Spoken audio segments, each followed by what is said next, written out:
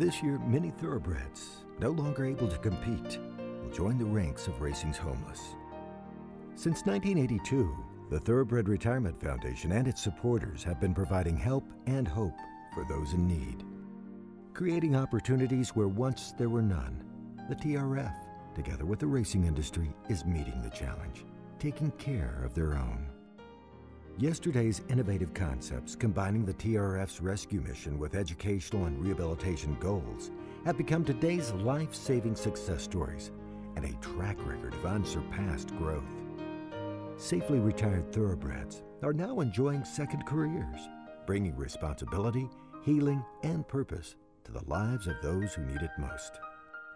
With your help, we can continue our saving mission, ensuring many more horses the welcome home they so richly deserve.